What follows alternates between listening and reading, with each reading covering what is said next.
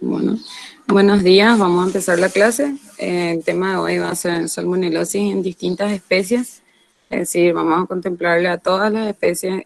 Como en todas las clases en mis clases trato de que sea abarcativo, es decir, que no sea solamente bovino o solo una especie, sino que la enfermedad en las distintas especies, incluidas las de animales pequeños, porque no todos van a trabajar en estancias y no todos van a trabajar en clínicas. Y yo sé que casi todos siempre pensamos que tenemos un camino construido y eh, tenemos una...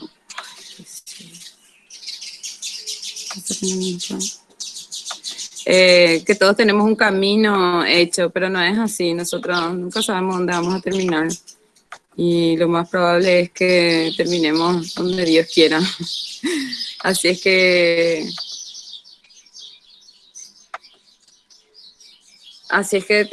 tenemos que prestar atención a todo y estar preparados para trabajar en un frigorífico, para trabajar en una clínica veterinaria o en microbiología, como fue en mi caso, que fue bastante medio al azar, no me esperaba, pero era lo que tenía que suceder.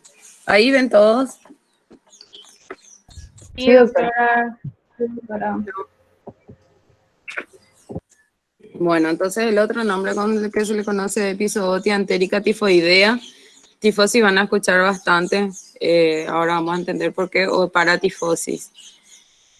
La salmonela es una enfermedad que afecta a todos los animales y que se caracteriza, lo más importante, siempre empezamos así, es una enfermedad que afecta animales de sangre caliente y que se caracteriza clínicamente por presentar los siguientes síndromes. Hace un síndrome de septicemia, enteritis aguda o enteritis crónica.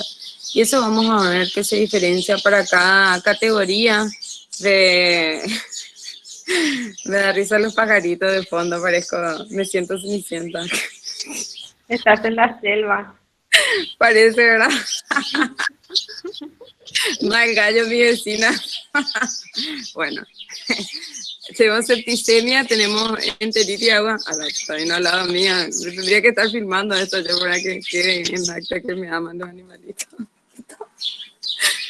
Bueno, septicemia, enteritis aguda y enteritis crónica. El animal portador clínicamente es el que constituye un problema para todo tipo de producción y para los animales que viven en nuestras casas. Ese portador, porque ya vamos a ver cómo se comporta la salmonela, tiene una patogenia bastante particular, lo que le hace difícil de erradicar o difícil de eliminar una vez que ingresó a nuestro organismo o al de los animales. Es una enfermedad que ocurre en todo el mundo y quienes presentan la forma septicémica son los animales jóvenes, siempre los animales jóvenes de todas las especies. Entonces, vamos a tener los lechones, los corderos y los potrillos que van a desarrollar la forma septicémica. ¿Por qué? Porque ellos no tienen una previa defensa, sería más o menos como ahora el coronavirus, porque el coronavirus es una pandemia, es porque no hay anticuerpos. Y los lechones o los animales jóvenes o los terneros no tienen esa defensa o no reconocen ese microorganismo y la respuesta es un poco más lenta. Sin embargo, como no tiene stop, la bacteria rápidamente se multiplica y crea septicemia en los animales jóvenes. Como es una bacteria contagiosa, el problema es que obviamente ¿dónde va a haber mayor cantidad de contagio? Y en establecimientos de tipo intensivo. ¿Y cuáles son esos establecimientos de tipo intensivo? Y bueno, son las crías de cerdos, las de aves, o bueno, también puede ocurrir en el campo, pero no es tan intenso como ocurre y como se considera para cerdos y para aves. La pérdida económica es muy grande. Si no se mueren, si no mueren de salmonelosis, queda en el establecimiento o queda en la explotación y durante demasiado tiempo quedan los animales con diarrea y bajan de peso. Y nosotros sabemos que para lo que es producción porcina y producción aviar, es desarrollar en el menor tiempo posible con la mayor ganancia de peso. Y eso es lo que afecta a la salmonelosis, sin contar que siguen eliminando salmonelas y siguen contagiando a otros animales que ya son susceptibles y vuelven a desarrollar la enfermedad. Entonces se forma un ciclo eterno. Bueno, y en el bovino, en los equinos también se va a desarrollar la forma aguda y a veces la forma crónica. Eso depende de los anticuerpos que estábamos hablando, de que tengan los animales o no, o de si pueden curar en base a su sistema inmune. Bueno, y a mí yo nunca pongo historia porque a nadie le interesa y es largo y tedioso, pero sí quería rescatar que Daniel Salmón es un patólogo veterinario, encima patólogo que yo, con los de patología, bueno, andamos ahí. Es un patólogo veterinario que quien descubrió esta bacteria aislándole en cerdos y le denominaba cólera. Entonces era importante decir que fue un veterinario, solamente para que nosotros nos demos cuenta del impacto que tiene nuestra carrera en toda en la cotidianidad de la vida y la importancia de la ciencia en veterinaria, porque muchas veces nosotros queremos encarar veterinaria como producir o una clínica y atender casos clínicos. Sin embargo, hay más que eso, no digo que no es, pero es más ciencia. Y si nosotros, así como Yeruti, por ejemplo, quiere investigar y quiere saber, entonces ahí es donde realmente el veterinario aporta algo distinto de lo que se está acostumbrado, porque generalmente hasta nos confunden con los ingenieros agrónomos, con insultos, pero bueno, nos confunden porque hacemos el mismo trabajo y no es así. Nosotros tenemos más ciencia y conocimiento justamente de las patologías, que en sí nos diferenciamos de los agrónomos porque sabemos de patología y sabemos tratamiento para animales, y también nos diferenciamos de los que hacen ingeniería en zootecnia y todas las otras carreras porque nosotros sabemos de patología. Y cuando hicimos nosotros, por ejemplo, microbiología con la doctora Cardoso, sabíamos diferente de los bioquímicos porque nosotros conocemos la patología y la patogenia y la patogenicidad de los microorganismos y el efecto que tienen esa patogenicidad. Entonces tenemos que rescatar eso y tratar de ser un poco más científicos, un desafío que tenemos que tener más todavía ahora con el coronavirus. Ustedes vieron que hay un montón de veterinarios involucrados en la creación de la vacuna, porque somos los que más experiencia y conocimiento tenemos en esa área. Bueno, perdón por el quería hacer que me gusta hablar de eso porque quiero que se quede claro, que no tenemos más que ser solamente técnicos. Ya no voy a más divagar, perdón. Entonces tenemos dos especies, Salmonella bongori y Salmonella enteriditis. Estas son las dos especies. La Salmonella enteriditis o entérica tiene otras subespecies y otros serotipos, pero cuando se pregunta qué especie es Salmonella enteriditis. Esa es la más, es la patógena y la más común. Y a su vez tenemos la subespecie entérica y sus serotipos. Entonces son serotipos. Gallinarum, obviamente para la gallina. Dublin, que es para el bovino. Abortus X, su nombre ya dice. Para Tifi A y C y B. Y Salmonella typhimurion. Estos están en un color distinto porque afectan también, pueden afectar a los animales, pero también son de humanos. Especie específica para Tifi, es especie específica del humano. Y Typhimurion también es de humanos, pero puede contagiar a cualquiera de los anteriores mencionados, como a las gallinas, a los bovinos y a los equinos y los porcinos. Entonces, Typhimurion vamos a verles en todo lado, de ahí viene tifosis. La distribución geográfica es mundial. Esta es una enfermedad que no pueden decir los europeos que no tienen. Ellos tienen graves casos de intoxicación alimentaria por salmonelosis. También pueden decir los yanquis. O sea, nadie se salva de la salmonelosis. Y es por eso que es una bacteria sumamente controlada, porque a su vez que es difícil de eliminar, tiene muchos problemas para eliminarse y para controlar, y los síntomas son graves en los humanos. Entonces es una bacteria que siempre está en la búsqueda, que siempre se habla mucho, una de las más famosas para control microbiológico de alimentos o control microbiológico de calidad en los frigoríficos. Es para los que trabajan en frigoríficos y para los que trabajan en aves y pollos, es Satanás, la salmonela. Nosotros sabemos que Satanás es anthrax porque conocimos ya cómo se maneja la bacteria y toda la patogenicidad que tiene, pero económicamente la salmonelosis es la más peligrosa para los que hacen producción intensiva, incluso los que hacen engorde en bovino. Bueno, ¿dónde está la salmonela? La salmonela está en la materia fecal, sí o sí, porque bueno, la salmonela es una bacteria que es una enterobacteria, es una gram negativa. Enterobacteria, con decir entero estoy diciendo que es su hábitat, es el intestino, y que es gram negativa y que se encuentra agrupada con el grupo, o sea, está en la familia de las enterobacterias, es decir, su hábitat normalmente es el intestino, es decir, que ahí le vamos a aislar, por ende en la materia fecal la vamos a encontrar. Pero de la materia fecal también, o sea, también se puede contaminar la leche y la carne. Generalmente en los frigoríficos, en el manipuleo de los animales, queda en la carne. Igual se hacen controles, por supuesto que se hacen controles, que se hacen toma de muestras y se busca aislar salmonela para tratar de evitar que llegue a la mesa, porque si llega un caso de salmonelosis en humanos y se reporta, entonces, de donde se originó debería estar cerrado el local y se debería desinfectar, y esas son las medidas. Es una bacteria obligatoria, se tiene que estar ausente en los alimentos, eso es obligatorio, es un criterio microbiológico obligatorio y de control. Entonces, siempre se preocupan en los frigoríficos de tomar muestras y buscar salmonelosis, o en las explotaciones aviares y porcinas. Bueno. Pueden estar en los vegetales, existen varios brotes en humanos por consumo de vegetales crudos, en la harina de carne y hueso, que es esta imagen que ven ustedes, harina de carne y hueso, harina de pescado, esos alimentos, sí, de hueso y de pollo, de pescado, ahí me falta uno, pero no me acuerdo, de sangre también hay. Esa harina es una mezcla de todo, y si bien pasa por un proceso de calor, no siempre es el tiempo suficiente y la salmonela puede estar adentro de este subproducto. Este subproducto se utiliza para la alimentación del bovino, por ejemplo, y es muy importante controlar.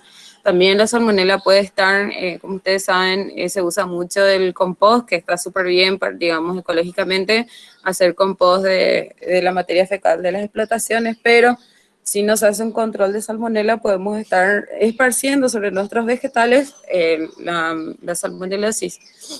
Y por supuesto que los roedores y todos los insectos también pueden portar la salmonela. Es más, hay muchos estudios que demuestran que los gusanos de PCBI, los gusanitos para acuicultura, ahora me viene su nombre técnico, chuchi, esos son portadores de salmonela y pueden diseminar salmonelosis, porque obviamente está en el suelo y la salmonela puede estar en la tierra donde estuvo una materia fecal y sobrevivir bastante tiempo. No son encapsulados y tampoco forman esporas. Bueno, patogenia. Yo no me canso, perdón. No es coronavirus, me pica la garganta. Bueno, entonces, no es una enfermedad, o sea, la patogenia de la enfermedad, siempre tenemos que acordarnos, porque no me canso de decir, la patogenia de la enfermedad te dice los síntomas. Y como son tantas las enfermedades, ahora, por ejemplo, para su parcial van a estudiar muchísimas enfermedades infecciosas, o sea, varias enfermedades, y se van a confundir. Entonces, si ustedes saben la patogenia, van a entender y conocer la enfermedad, porque con eso ya saben cómo diferenciar a dónde se va y cuáles son los síntomas que va a presentar. Desde que dijimos que es una enterobacteria, o sea, es decir, es una bacteria del intestino, ya podemos saber dónde va a tener sus síntomas. Y a su vez, si conocemos su camino, dice, hay una infección oral, ya sea porque consumió el pasto contaminado, porque estuvo en contacto directo con un animal enfermo, y qué sé yo, los perros, por ejemplo, lo primero que hacen es olerse la cola. Si estuvo en contacto con una infección oral, hay una colonización del intestino delgado, ahí va a ir directo, y después se va a ir a las células de la placa de Peyer. Y de ahí, de esas células de la defensa, que nosotros sabemos que son como los macrófagos, van a ir a los ganglios linfáticos mesentéricos, es decir, a los ganglios de la región del intestino. Esa es la ubicación anatómica de los ganglios linfáticos mesentéricos. Entonces, si es localizado, se va a quedar en el intestino. Si hay anticuerpos que pueden limitar su presencia, entonces queda en el intestino.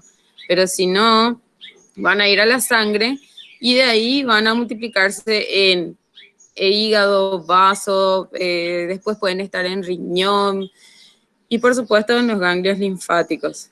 Y esa es la forma septicémica. Entonces, hace rato hablamos que en los animales adultos se presentaba la forma entérica y en los animales jóvenes la forma sistémica. Y es por eso. Entonces, siempre y en casi todas las enfermedades, aunque no se hable del tema, es fagocitada por un... ¿alguien quiere entrar?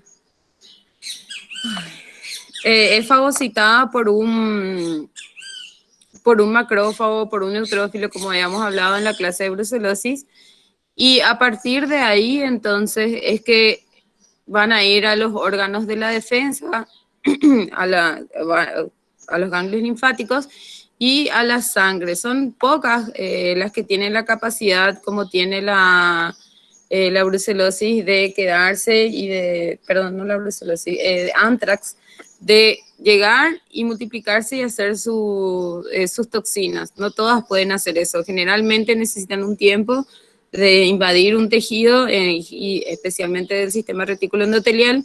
Por eso cuando tenemos fiebre o algo nos tocan los ganglios que son palpables para nosotros, que son los que están cervicales de la garganta, y tocan a ver si está hinchado o no, pero no es la garganta, sino son los ganglios adenoides los que están tocando.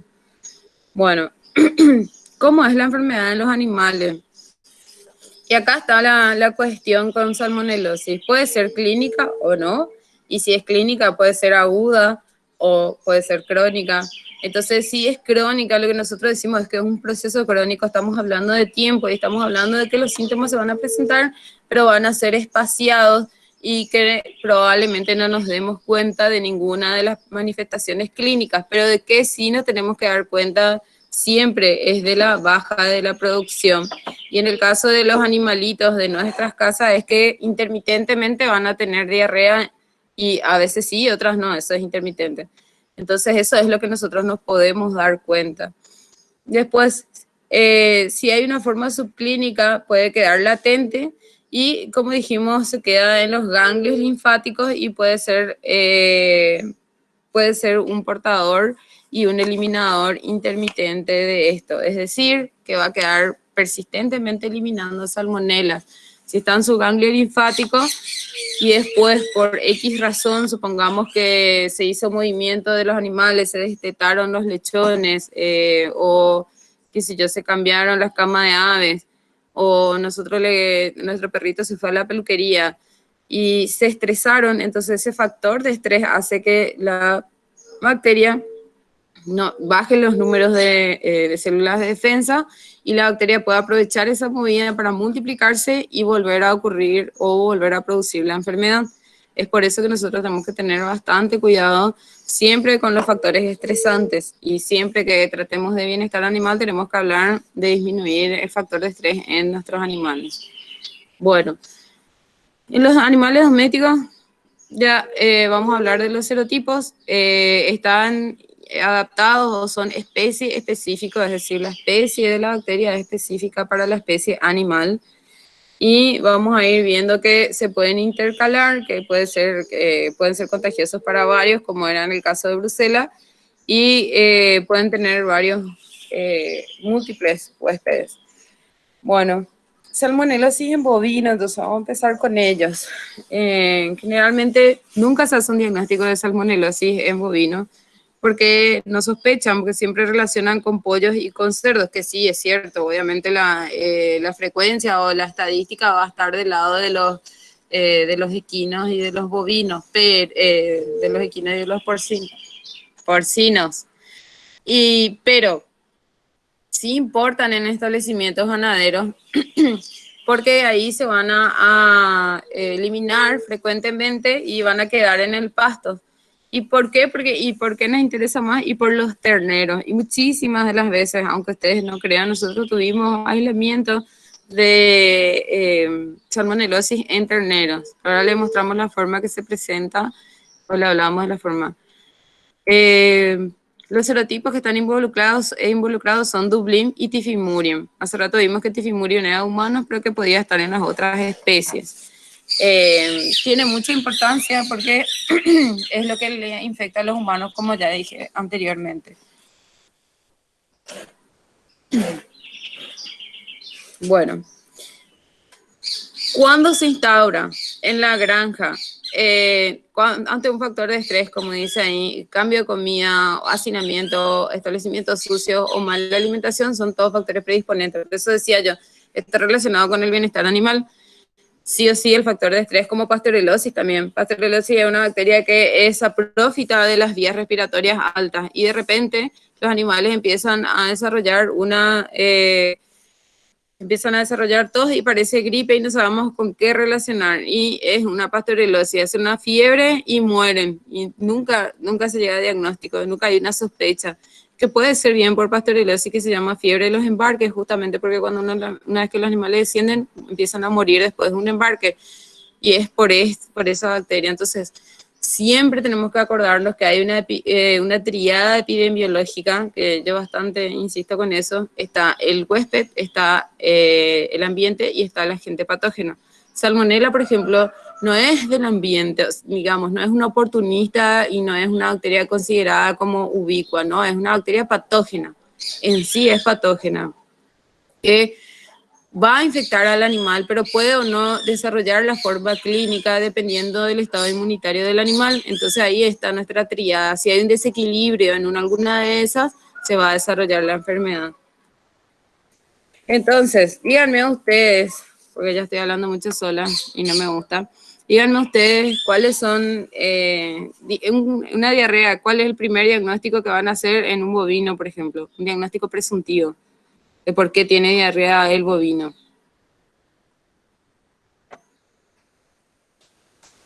Hablen qué.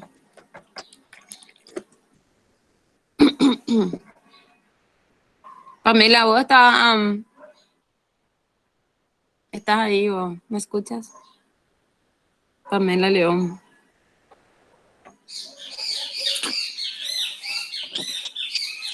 Pamela León inició el Meet con su cámara y sí, de gato también es. Empezó el Meet con su cámara y parece que estaba entre Susana. Yo apuesto que se durmió.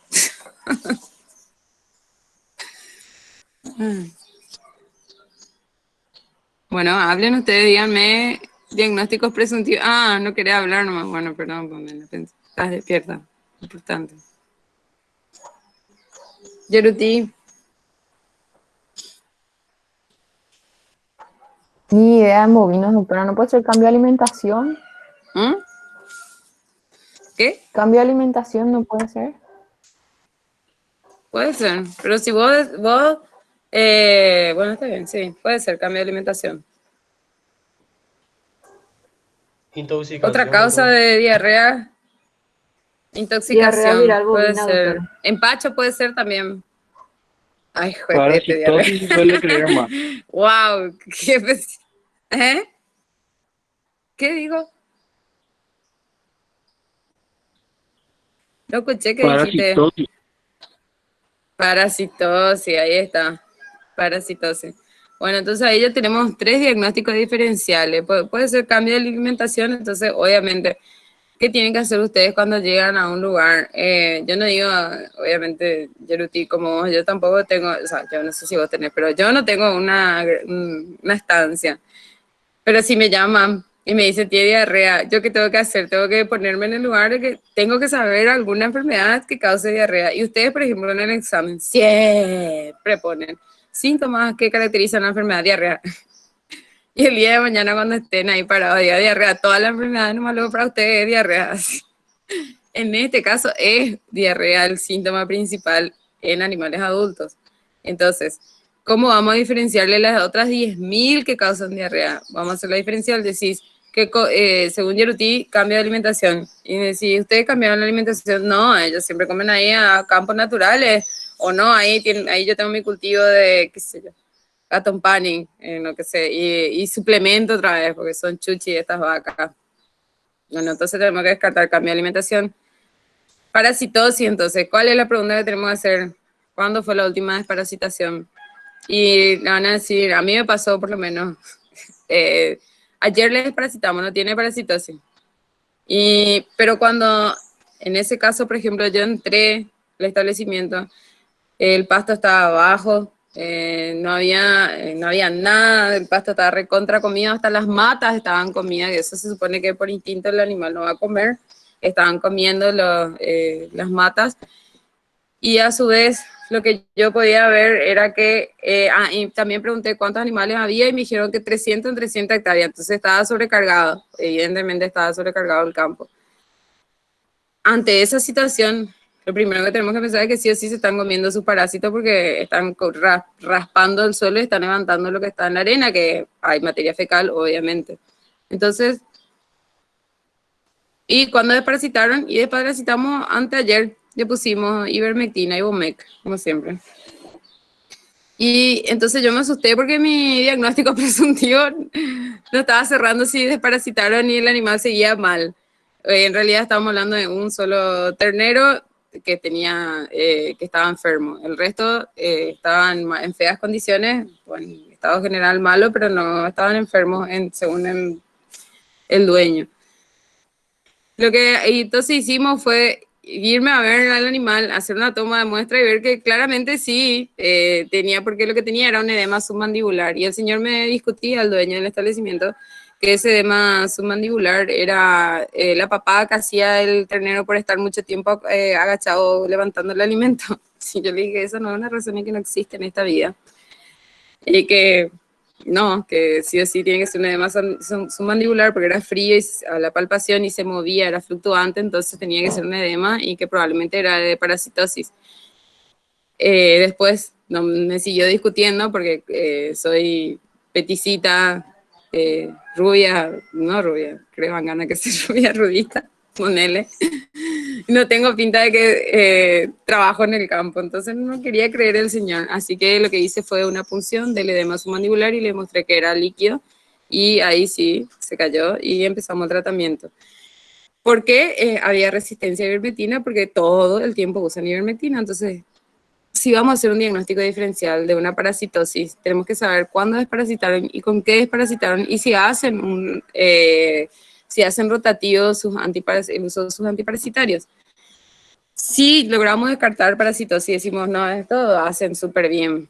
Ellos hasta hacen análisis de la materia fecal cada 3 meses y en base a eso hacen un tratamiento antiparasitario que es ideal, que nunca escuché, pero puede pasar. Entonces, descartamos. ¿Cuál es otra enfermedad que causa diarrea? Bueno, entonces ahora lo que vamos a aprender es cómo diferenciar la materia fecal de salmonelosis y cómo diferenciar con una parasitosis. ¿Alguien quiere hablar? Doctora, yo tengo una pregunta. Sí, dijiste que se formaba el edema submandibular por la parasitosis, que sería por la gastroenteritis. Sí. ¿Y por qué sería, por ejemplo? ¿Por qué, o sea, qué le causaría la formación de ese edema? O sea, ¿qué causaría? Es la extravasación de líquidos, porque empieza a extravasarse el líquido porque los parásitos están comiendo todo el líquido y el cuerpo lo que trata de hacer una compensación para la pérdida de líquido ante la diarrea y se empieza a mandar líquido a cualquier parte y se suele acumular en la región submandibular. Pero eso van a ver con sus profesores de parasitología, que esa no es mi área y no me importa. Entonces, esa es la respuesta. Doctora, precisamente porque no nos dice las cosas, lo que te preguntamos. No, él no nos dice nada, él no nos dice nada, no, nos hace nomás la pregunta y me siguen ustedes.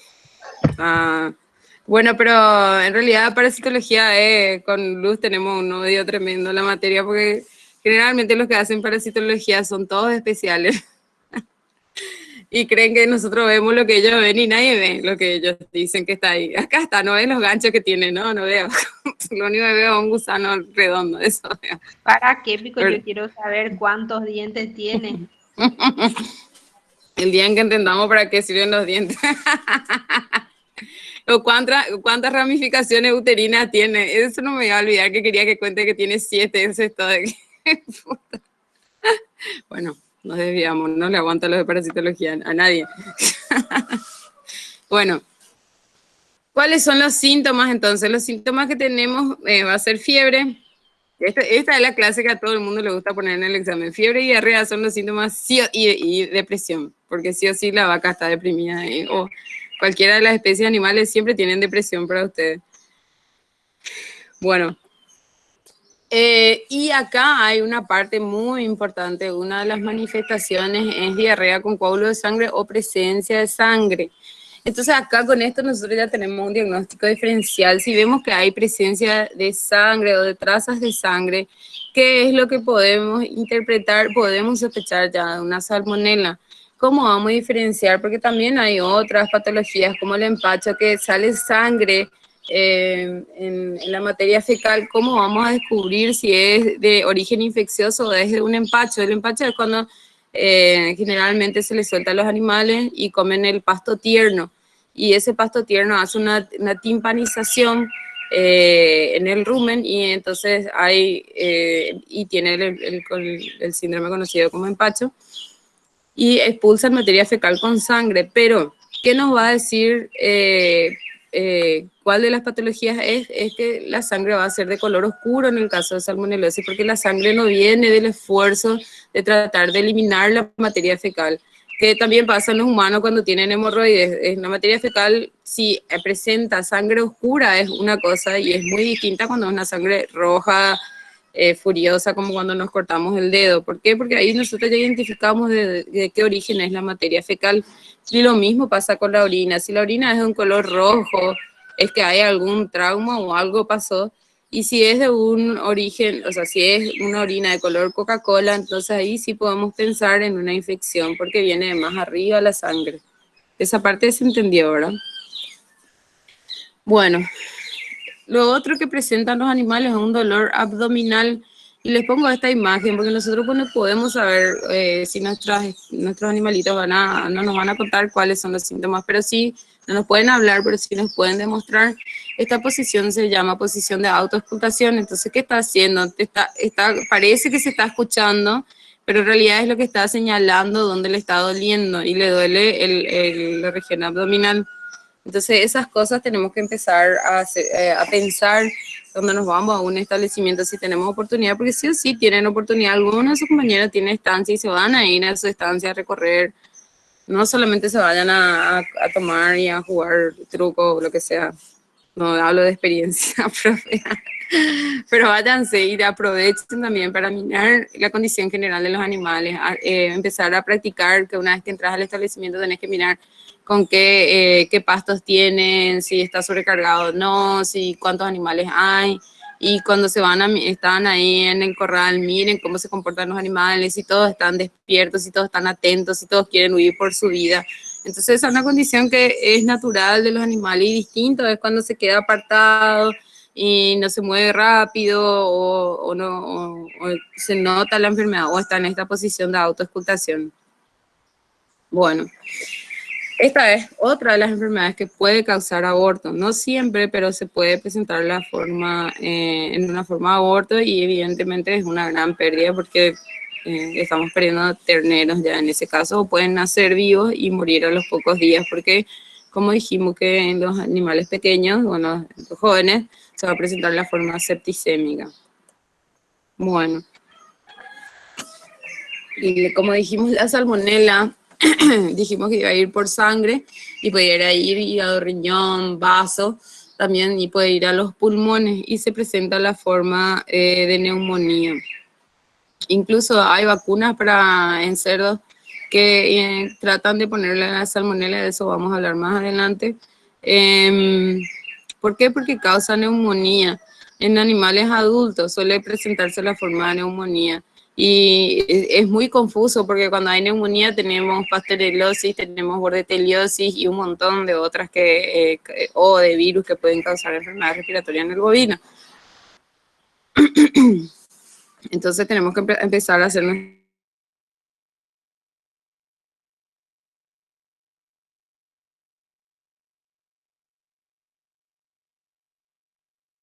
desorden y vamos a empezar a ver la ictericia, que es la coloración amarillenta de las mucosas o del tejido subcutáneo, como pueden ver en las imágenes.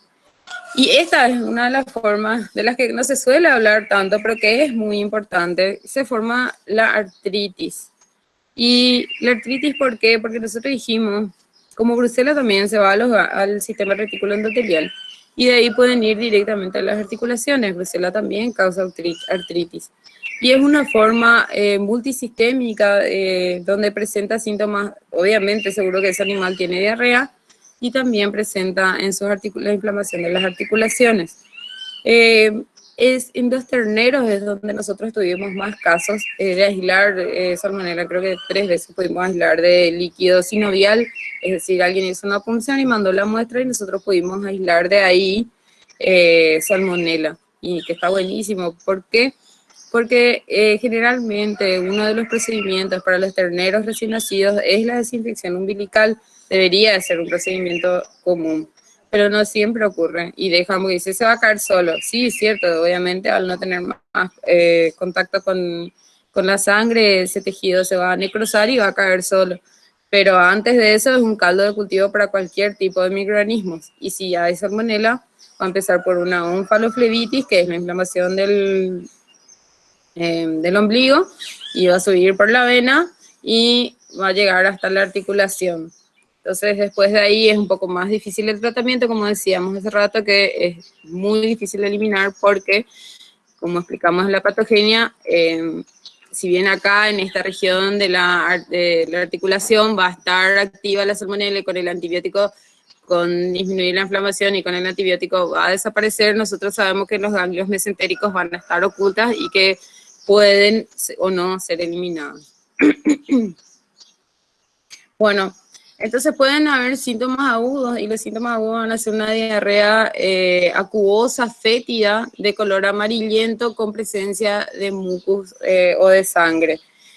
Esa diarrea y esa fiebre van a hacer que el animal no se levante, y una vez que una vaca se cae ya es muy difícil de levantarle. Por eso incluso hay en establecimientos lecheros, ya vi que tienen, parece como una cruz donde le levantan a la vaca para que no se acueste, porque si se acuesta ya no se levanta más. Es muy difícil el levantarle a una vaca caída. Y la idea es que por lo menos se mantenga de pie para no tener que pichicatear tanto, porque si no ya es difícil y probablemente sea en vano. Bueno, ya dijimos que se quedan portadores 1000 veces, pero es importante recordar siempre. Y si no se trata, puede llegar al 70% de mortalidad. Sin embargo, cuando se instalan tratamientos, puede bajar el índice hasta 10%. Entonces, siempre nuestros terneritos van a ser los más susceptibles de desarrollar la forma septicémica y por ende la forma fatal de la enfermedad. Entonces dice esta estadística: la salmonela puede atacar 8 de cada 10 y matar a 4 de ellos. Los terneros van a presentar la forma septicémica, es decir, fiebre de estado general muy malo, y mueren al poco momento, a los pocos días. La forma crónica de la salmonelosis es una enteritis intermitente. Esa es el único síntoma que podemos ver en la presentación crónica. Y ahora de ellas, que son las más famosas por salmonelosis, las más conocidas. Yo no sé si alguna vez escucharon de salmonelosis y en aves, a través de qué se contagia. ¿Escucharon alguna vez? Sí, famoso dicen que en el huevo crudo hay salmonela. En el huevo crudo, exactamente. Muy bien, Yoleti. ¿Y ustedes en qué alimentos suelen encontrar huevos crudos?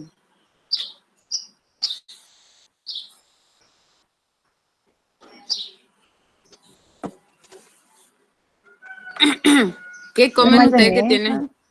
Mayonesa, ¿y después? Dulces. Mousse y eso, doctora. ¿Mousse tiene huevo crudo? Sí. Guácala. Bueno, a mí no me gusta, así que tengo riesgo. Pero bueno, la mayonesa, yo no sé si usted, qué tal, ¿verdad? Pero antes del fin del mundo, nos íbamos a comer lomitos después de salir de un evento de jolgorio desenfrenado, como diría un profesor. Te vas a comer lomito en la calle, lomitito o donde sea. ¿Y qué es lo más rico que tienen sus lomitos?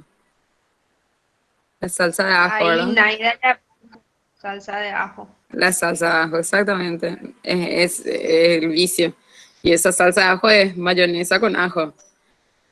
Así que ahí hay huevo crudo, por ejemplo. Y no cambia el gusto de la comida, la salmonela, así que va a estar rico igual. Y después van a tener gastroenteritis. Ahora habrá que identificar si es la gastroenteritis de efecto resaca o es una gastroenteritis infecciosa, y cómo debemos diagnosticar por la fiebre. Entonces, tenemos que atender qué alimentos consumimos después de un evento social. Bueno, ahora ya no debería existir ese problema. Bueno, y lo otro es que cuando hay gastroenteritis en humanos, lo que menos hacen es irse a consultar, y sí se van a consultar, porque yo sí me fui a consultar, porque Luz puede contar que nos fuimos a ver, ¿qué era? Un concierto el concierto de... Ese concierto que nos fuimos juntas con Aldo. No, era de Pink Floyd. No, ¿cómo fuimos? O Ya quisiera que... Ay, yo me acuerdo que sí. No, al concierto de Scorpion era de Pink Floyd. Jackie. No, yo te acuerdo que me fui de rosado. No, bueno. A ese concierto nos fuimos de Scorpion y se suspendió por una tormenta. Pero antes, Aldo amablemente nos compró lomito. Y yo, no, obviamente soy agradecida, comí mi lomito, pero tuve gastroenteritis posterior a eso. Es lo que tenía que haber comido para que se muera. Exactamente. Bueno, y me fui al doctor a consultar, y lo que hizo fue, sí me pidió una muestra de materia fecal, pero hizo una tinción de Gram, y con eso me dijo, toma antibióticos, y me dio una ciprofloxacina. Es súper mal, porque lo sabe por cuáles de las, podía ser por Staphylococcus aureus mi intoxicación, sí, fue alimentaria, obviamente. Pero bueno, también hay que hacer constar que mi sistema inmune no es el más valiente de los sistemas y que siempre me enfermo. Bueno, entonces estamos relacionando la salmonela con las aves, y en particular con las ponedoras porque nosotros vemos que, o sea, ahora vamos a aprender que la salmonela en ponedoras, incluso si son portadoras de salmonelosis, pueden transováricamente, o sea, en la formación del huevo ya pueden estar pasando la salmonela. Entonces, aunque se hagan tratamientos de los huevos antes de la venta, como la desinfección que suelen hacer, entonces pueden ocurrir contaminaciones. Ahora vamos a ver que para que exista salmonelosis hay muchísimos factores y son muchas cosas. Una de esas es el que la salmonela es transovárica, y que ya puede estar incluso en el huevo la contaminación con salmonela. Y por supuesto que de ponedoras nosotros consumimos el huevo y después la gallina a su vez, porque siempre le gusta a la gente consumir gallinas caseras también. A la gente, a todo, a mí también. Salmonella entérica, subespecie entérica, y sus serotipos. Vamos a acordarnos siempre que Salmonella entérica, subespecie entérica y serotipos. Tenemos, que le afecten a la gallina, tenemos Tifimurium, tenemos Gallinarum, y tenemos Tifi y Paratifi A y C. O sea, todo el espectro de las especies de Salmonella entérica, subespecie entérica, le pueden afectar a las aves.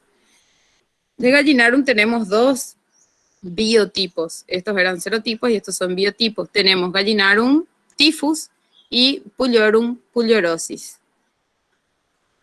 Gallinarum typhus o la tifosis en gallinas es para las ponedoras, generalmente, especie específico, y Puliorum para los pollitos, especie específico. Por lo menos es fácil por su nombre.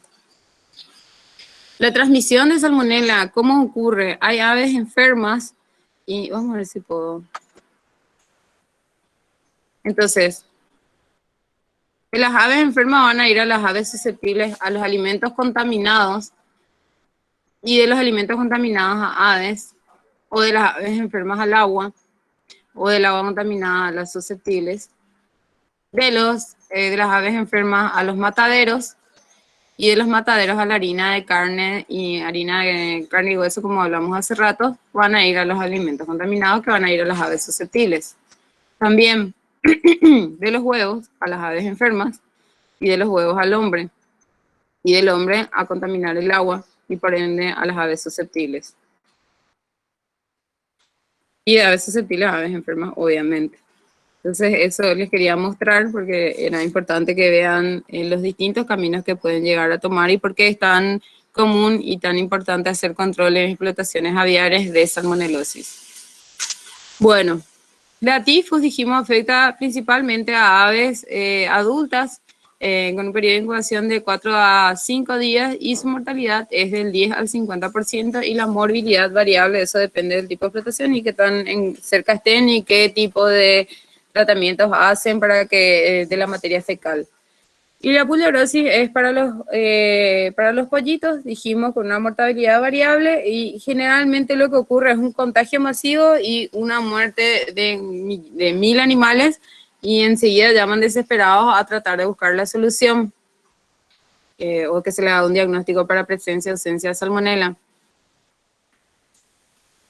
Ahí, ¿cuáles son los síntomas? Como es muy agudo, y obviamente puliorosis pueden tenerlo también, no solamente los pollitos, sino las gallinas, y también los pollitos pueden tener la forma de tifosis, y en cada uno se va a presentar de una forma. Para pollitos, puliorosis aguda, y para gallinas es tifos la forma aguda, y en los otros es la forma crónica. ¿Qué es lo que vamos a encontrar? Porque aparte de la diarrea o la muerte súbita cuando es aguda, no vamos a encontrar ningún síntoma. Generalmente no puedes estar mirándole a tus 30.000 ponedoras a ver si qué tal están todas. Debería, pero es casi imposible. Y lo que hay es una muerte súbita de los animales. ¿Y qué es lo que se encuentran? Se encuentra un hígado que tiene una hepatización, es decir, un proceso crónico de descomposición y por lo cual le vemos de color distinto al que debería de ser, que es un rojo, un vino tinto, y vemos petequias. Ahí pueden ustedes observar cómo es el color de un hígado normal, es este, y cómo se ve cuando tiene un proceso de hepatización, que eso seguro en anatomía patológica les van a torturar más que suficiente. Y también podemos encontrar la forma de artritis en los casos crónicos, cuando no tenemos, cuando no tenemos otros síntomas más que diarreas intermitentes. Bueno, en el ovino, ¿cómo se van a presentar la salmonelosis? Bueno, los ovinos van a tener, el más frecuente es la Salmonella typhimurium, si bien no son muy frecuentes en los ovinos también, en ovinos y caprinos puede ocurrir y se presenta diarrea, como siempre, acuérdense, siempre va a haber enteritis que puede ser aguda o crónica, depende de la edad del animal, y se puede presentar con septicemia, aborto, esos son los síntomas que tiene. Hay abortus ovis y obviamente va a causar abortos, pero eso más en Europa. En equinos también se presenta la salmonelosis y nosotros tenemos también, aparte de la typhimurium, que es la común en todas las especies, tenemos abortus X y evidentemente va a causar abortos en las yeguas y artritis en los potrillos. Entonces es muy común y son susceptibles más todavía cuando están preñadas las yeguas. ¿Por qué? Porque hay un tropismo especial hacia el útero grávido.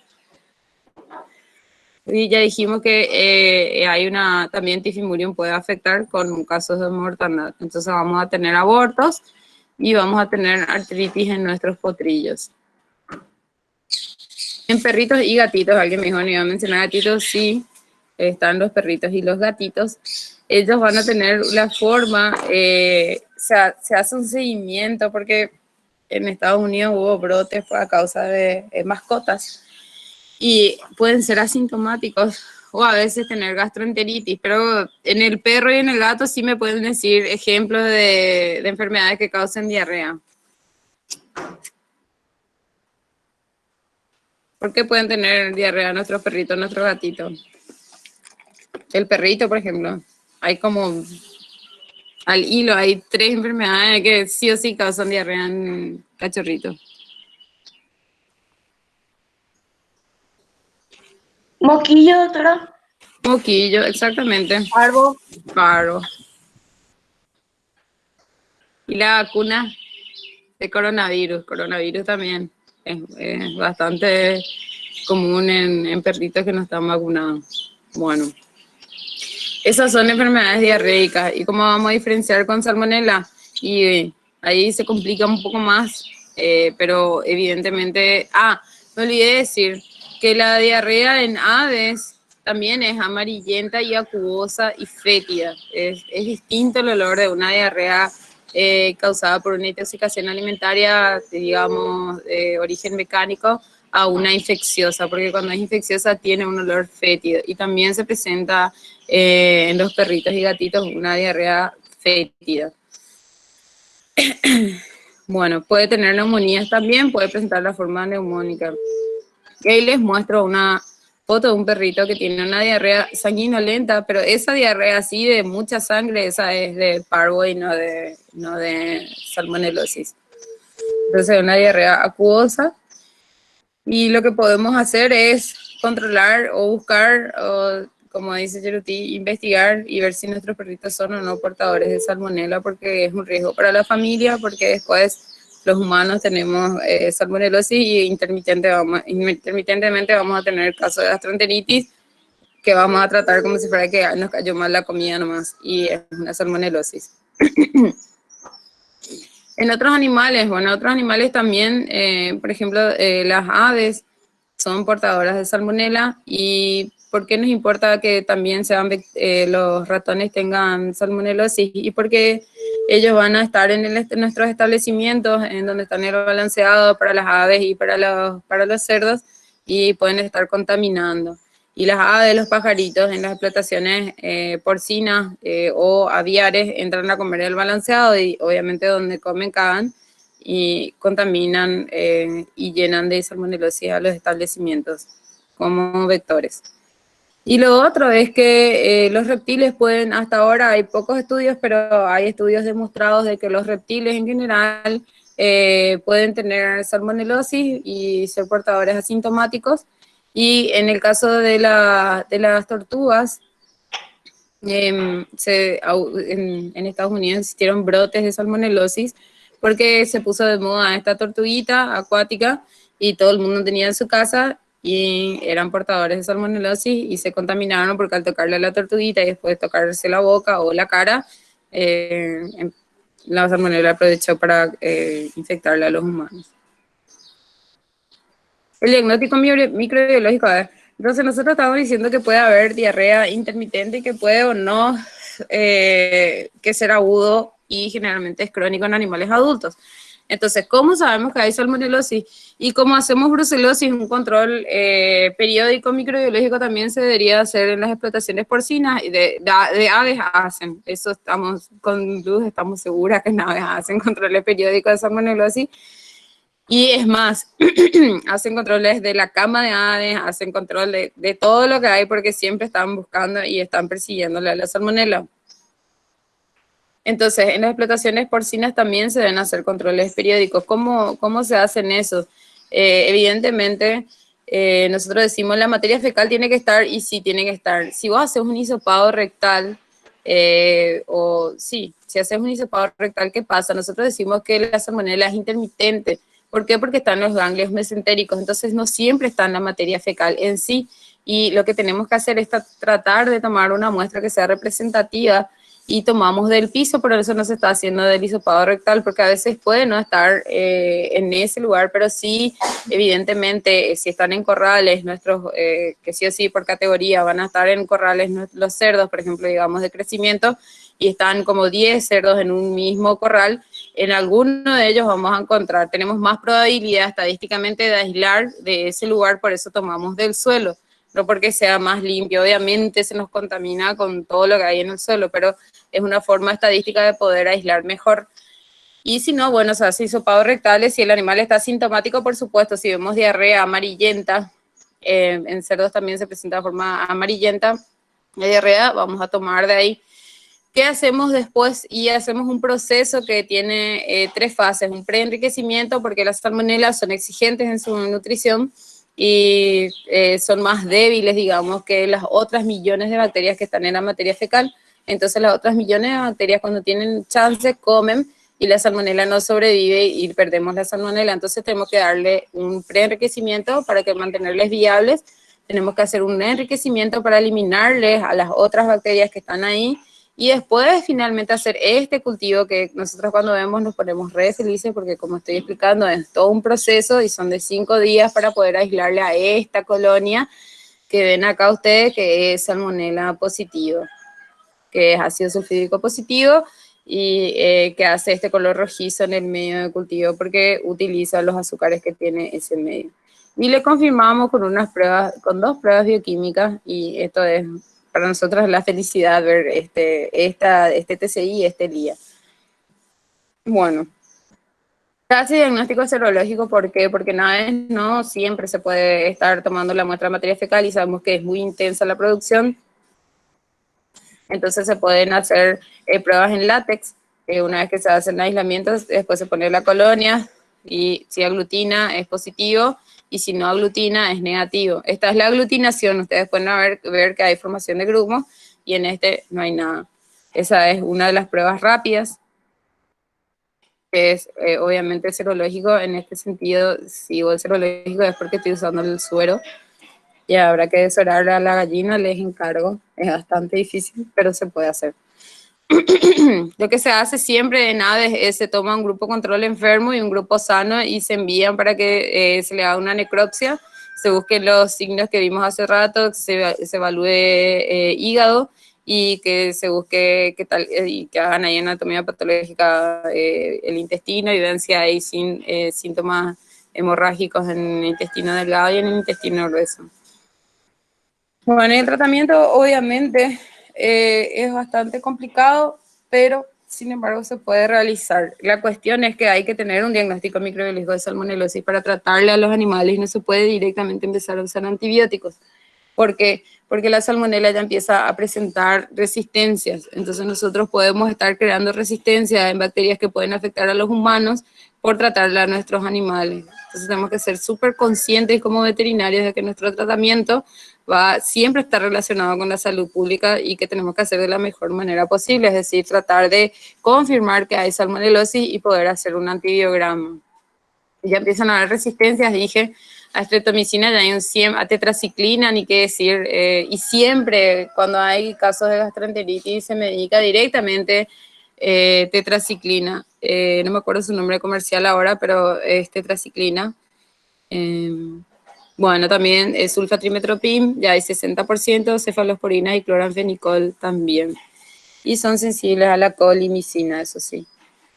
Bueno, entonces el control que se tiene que hacer es un control de la producción primaria, es decir, de la materia en sí, como nosotros dijimos, harina de carne y hueso que se utiliza para la alimentación de nuestros animales, para que como suplemento de proteínas de origen animal, que es muy bueno como suplemento, pero tiene a su vez los riesgos de poder tener salmonela o de poder producir encefalopatía espongiforme bovina, que ya van a ver el siguiente viernes después del parcial. Entonces, se tiene que hacer un control de la producción primaria, es decir, de la materia prima con la que le vamos a alimentar. Incluso dijimos que si se usa abono, como abono la materia fecal, pueden ahí estar presentes las salmonelas y estar contaminada nuestra materia prima. Después, cuando se procesan en el frigorífico, y después tenemos que encargarnos que una vez que el alimento para que a la venta sea inocuo, que la ingesta esté libre y el bienestar de salud del consumidor. Entonces, si hay una falla en cualquiera de estos productos, en cualquiera de estas fases del proceso, podemos tener una salmonelosis. Entonces, ¿dónde se hacen los controles? Y como les dije, se hacen los controles, incluso se hace control de huevos. Nosotros ya hicimos varias tesis en microbiología de presencia de salmonela en huevos. Es más, salmonela para mí y para Luz es una de nuestras bacterias favoritas, porque fue un proyecto de investigación en el que yo empecé a trabajar, así empecé a trabajar en microbiología, y fue lo que me hizo enamorar de microbiología, el trabajo en sí, digamos. No porque me guste procesar materia fecal, pero sí porque era muy interesante la investigación y se tuvieron muy buenos resultados y da oportunidades de conectar justamente lo que es, porque nosotros hicimos en el proyecto de investigación era en cerdos y en aves, y yo estaba en la parte de aves. Entonces, ir a conocer los lugares donde tienen gallinas tras patio, que es la gallina casera, y o cerdos, y buscar conocer los establecimientos y ver cómo está tablada y cómo ahí en la base de la alimentación es la basura. Entonces, evidentemente, desde la materia prima, el huevo, y en carne molida hay muchísimos casos de salmonelosis. ¿Por qué? Porque la carne molida siempre va a ser, las hamburguesas siempre van a ser un problema, o los embutidos, porque una cosa es tener un corte entero de una carne y solamente la superficie vos sabes que está contaminada, pero una vez que vos haces una molienda, evidentemente mucha más superficie está expuesta al ambiente, a la mano del operador o a lo que sea que en lo que esté en contacto. Entonces siempre la carne molida va a ser un factor de control microbiológico, digamos, de las instituciones que hacen de INAN, sí, INAN, o la ANMAT, siempre piden control, en Argentina es ANMAT, piden control de carne molida porque esa es la carne más susceptible a ser contaminada. Bueno, ¿qué tenemos que hacer? Y eliminar nuestros portadores, es decir, tenemos que hacer un control y en base a eso ir eliminándole a los portadores o los que dieron positivos, y un control microbiológico de los alimentos balanceados para consumo animal, que siempre se hace controles microbiológicos. Como le dije, hay organismos e incluso la municipalidad está encargada de la situación alimentaria de los humanos, pero de los bovinos, o sea, de nuestros animales en sí, el control microbiológico de balanceados no se hace, y es muy importante y puede ser uno de los factores donde esté presente la salmonela. Bueno, y sobre vacunas, sobre vacunas se hace vacunas atenuadas, pero no siempre son las especies. Nosotros solo vimos especie entérica, subentérica, y hablamos de las que son más comunes o especies específicas, pero hay un montón de salmonelas, y puede ser que esté un Arizonae o no sé, no me viene, tiene nombres muy raros. Esas salmonelas pueden estar y la vacuna no protege contra esas cepas. Entonces, ¿qué es lo que se hace? Se suele hacer una autovacuna, es decir, de la salmonela aislada se hace una vacunación, porque de las otras no estamos cubriendo todas y no hay un cruce inmunológico.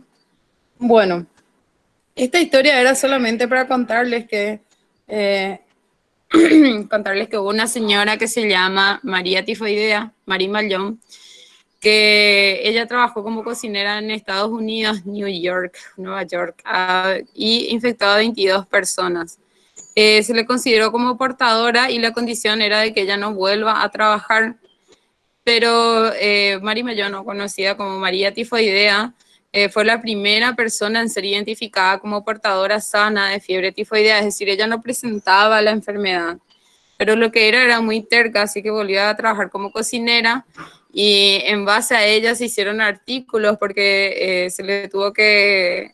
Marie Mallon cambió su nombre a Marie Brown y volvió a trabajar y produjo otros 25 infectados y 2 muertos.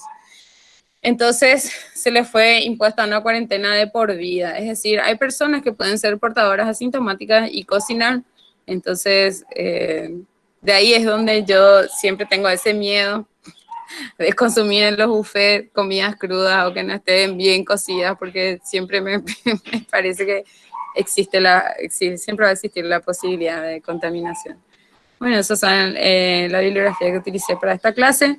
En realidad, no hice mucho énfasis en cerdos porque hay una clase que es para específicamente salmonelosis en cerdos, pero por cuestiones de tiempo ya no desarrollamos. La forma en cerdos también es una forma entérica aguda y septicemia en los lechoncitos, y casi en todas las especies se presenta la forma de aborto cuando están preñadas las marranas. Bueno, estamos en 4. ¿Alguna pregunta?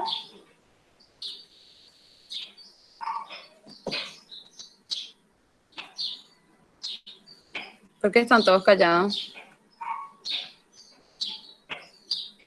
En perros, ¿me escuchan? Sí, doctora. En perros el más común es tifimurium también, pero como está en contacto con humanos también pueden ser para tifi. A o C. ¿No tienen preguntas? Doctora, Mm, te escucho. sí, tengo una duda ahí donde dice la parte, o sea, en abortos en yeguas, porque dice que se inicia también a través de la ingestión de alimentos, Ujú. pero el aborto se produce al cuarto hasta el octavo mes de gestación y ese es con signo de fiebre antes o cómo es, porque No, podría ser como un asintomático. asintomático. Se presenta el aborto, sí. Así nomás. Sin nada más. Aborto. Y entonces la madre, ¿cómo le transmite? Porque en una parte leí también que a veces la transmisión se produce en el canal del parto ya. Sí, transplacentaria. O en el canal, depende de si está en contacto con de cualquier, como te digo, la salmonella pues está en sangre y está en el sistema retículo endotelial. Entonces, de esa forma, nosotros sabemos que a través del cordón umbilical ya va pasando anticuerpos y todo lo que tiene, incluso las bacterias. Así que de cualquiera de esas formas se puede contaminar. Entonces, si hay un aborto así, lo más recomendable es hacer un hisopado cervical, ¿verdad? Y no, yo te diría que si es que tuvo aborto, que me manden la materia fecal para poder hacer aislamiento de salmonela. Si es que vos pensás salmonela. Y si no, bueno, habrá que ver las otras reproductivas. Pero para salmonela, la materia fecal, en el caso de un animal que presenta síntomas. Yo me refería a animales que vos no sabés si que hay diarrea esporádica, a veces sí, otras no, o para hacer un control microbiológico periódico, es la materia fecal del suelo. Pero si es que es un animal con síntomas, evidentemente tendría que estar eliminándose en su materia fecal la salmonela. Perfecto, doctora, muchas gracias. Dale. ¿Otra pregunta?